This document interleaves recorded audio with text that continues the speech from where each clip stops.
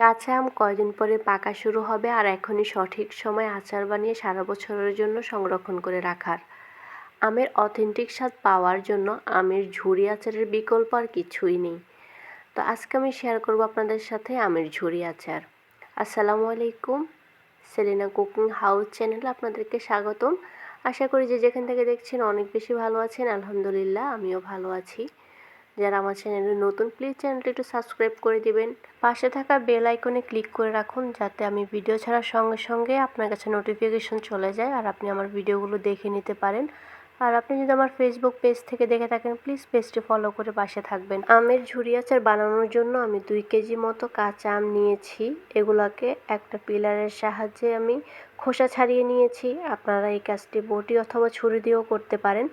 এখন সবগুলো আম আমি ধুয়ে নিয়েছি। ধুয়ে একটা গ্রেটারের সাহায্যে গ্রেট করে নিচ্ছি। অবশ্যই যে পাশে মোটা ছিদ্র ওই পাশ দিয়ে গ্রেট করতে হবে। আপনারা চাইলে বটি অথবা ছুরি দিয়েও কুচি করে নিতে পারেন। তো এই তো সবগুলো আম গ্রেট করা শেষ। আমি এখন আমগুলোর মধ্যে একটু লবণ দিয়ে দিচ্ছি 2 চামচের মতো, দিয়ে এটাকে 10 মিনিটের জন্য মাখিয়ে রেস্টে রেখে দেব। লবণ দেওয়ার কারণে আমটা আরেকটু সফট হয়ে এটা থেকে রস বের হয়ে আসবে, কারণ এই রসটা থাকলে আমটা দীর্ঘদিন ধরে থাকবে না আর স্বাদটাও ভালো আসবে না। তো আমি 10 মিনিট পরে দেখাচ্ছি, দেখুন আমটা কতটা সফট হয়ে গিয়েছে আর এটা থেকে অনেক বেশি রসগুলো বের হয়ে আসছে। এখন আমি হাতের সাহায্যে চিপে চিপে রসগুলো বের করে নিব। আপনারা চাইলে যে কোনো সুতি কাপড়ের মধ্যে আমটা নিয়ে এটা চিপে চিপে রসটা বের করে নিতে পারেন, আপনাদের যেভাবে সুবিধা হয়। তো আমি হাত দিয়ে করে নিচ্ছি।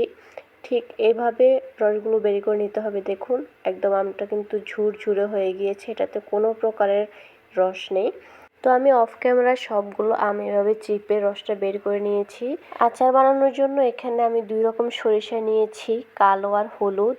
কাঁচামরিচ নিয়েছি, শুকনা মরিচ, পাঁচফোড়ন আর রসুনের কোয়া, চিনি, সিরকা, তেল আর বিট লবণ লাগবে। সরিষাটা আমি ধুয়ে নিয়েছি, তো সেই জন্য একদমই অল্প তাপে আমি চুলার উপরে একটু এটাকে টেলে নিব, যেহেতু আমি ব্লেন্ডার করব।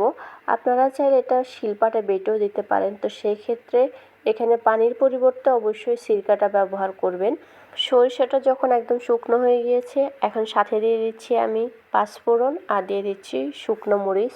সব কিছু থেকে যখন সুন্দর একটা গ্রান বের হবে, চুলা অফ করে ঠান্ডা করে এটাকে আমি ব্লেন্ডার করে গুঁড়া করে নিব। ঝুরি আচারটা যেহেতু চুলায় বানানোর ঝামেলা নেই, সেই জন্য আমটাকে মশলা মাখিয়ে আগে রেডি করে নিব। তো সেই জন্য আমি দিয়ে দিচ্ছি এখানে হলুদ গুঁড়া, দিয়ে দিব আমি মরিচ গুঁড়া, একটু ধনিয়া গুঁড়া, একটু জিরা গুঁড়া, টেলে নেওয়া সে মশলাটা ব্লেন্ডার করা সেটাও দিয়ে দিচ্ছি। এখন দিয়ে দিচ্ছি আমি কাঁচামরিচ। কাঁচামরিচগুলো একটু ভেঙে ভেঙে তারপরে দিচ্ছি। আপনারা চাইলে কাঁচামরিচটা স্কিপও করতে পারেন, কিন্তু এটার টেস্টটা আমার কাছে ভালো লাগে, সেজন্য আমি কাঁচামরিচ শুকনো মরিচ দুটোই দিচ্ছি। আপনারা চাইলে শুধু শুকনো মরিচও দিতে পারেন। আর দিয়ে দিচ্ছি এখানে রসুনের কোয়া। রসুনটা দিল স্বাদটাও অনেক বেশি ভালো আসে। আর দিয়ে দিচ্ছি বিট লবণ, চিনি। চিনিটা আমি অল্প পরিমাণে দিচ্ছি, আপনারা আপনাদের স্বাদ অনুযায়ী দিতে পারেন। সব কিছু খুব ভালোভাবে আমি মিশিয়ে নিচ্ছি। এখন দিয়ে দিচ্ছি আমি 2 টেবিল চামচের মতো সিরকা। সিরকাটা না দিলে কিন্তু আচারটা বেশি দিন সংরক্ষণ করা যাবে না, তো সেই জন্য অবশ্যই সিরকাটা দিবেন। দিয়ে আবারও খুব ভালোভাবে মিশিয়ে নিলাম সব কিছু। এখন একটা পাতিলে আমি সরিষার তেল নিয়ে নিচ্ছি। সরিষার তেলটা অবশ্যই এমন হতে হবে যাতে আচারটা ডুবো তেলে থাকে। তো এখানে আমি প্রায় হাফ কেজির মতো নিয়ে নিলাম। 2 কেজি আমের জন্য নিয়ে এটাকে আমি চুলার উপরে বলক করে তারপর নিয়ে আসলাম। এটা গরম হয়ে যাওয়ার পর আমি 2-3 কোয়া রসুন দিয়ে চেক করেছি এটা ভালোভাবে বলক হয়েছে কিনা। তো দেখুন ভালোভাবে বলক চলে আসার পর মশলা মাখিয়ে রাখা আমটা আমি এখন দিয়ে দিচ্ছি। দিয়ে এটাকে আমি খুব ভালোভাবে আবার তেলের সাথে মিশিয়ে নিব, নিয়ে এটাকে রেস্টে রেখে দেব। যে কোনো আচারে অনেক দিন ধরে সংরক্ষণ করে রাখার জন্য অবশ্যই কাচের বয়াম ব্যবহার করবেন। বয়ামটা আমি গরম পানি দিয়ে ভালোভাবে ধুয়ে শুকিয়ে নিয়েছি। এখন একটু সরিষার তেল দিয়ে ভালোভাবে বয়ামটা গড়িয়ে নিব, যাতে কোনো ধরনের ব্যাকটেরিয়া হতে না পারে। তারপরে আচারটা আমি এটার মধ্যে রেখে দিব। এভাবে আপনি যদি আচার রাখেন, আচার কখনোই নষ্ট হবে না। এটা আপনি ফ্রিজও রাখতে পারেন নর্মালে, অথবা বাহিরেও রেখে দিতে পারেন 6 মাস পর্যন্ত, কোনো রকমের ছত্রাক খাওয়ার চান্স নেই। আর এই আচারটা চুলা তৈরি করার কোনো ঝামেলা নেই, রোদে দেওয়ার কোনো ঝামেলা নেই। একদমই অথেন্টিক স্বাদটা পাওয়া যায় আমের। তো আমি সিজন থাকতে থাকতে অবশ্যই এভাবে আচার বানিয়ে সংরক্ষণ করে রাখুন।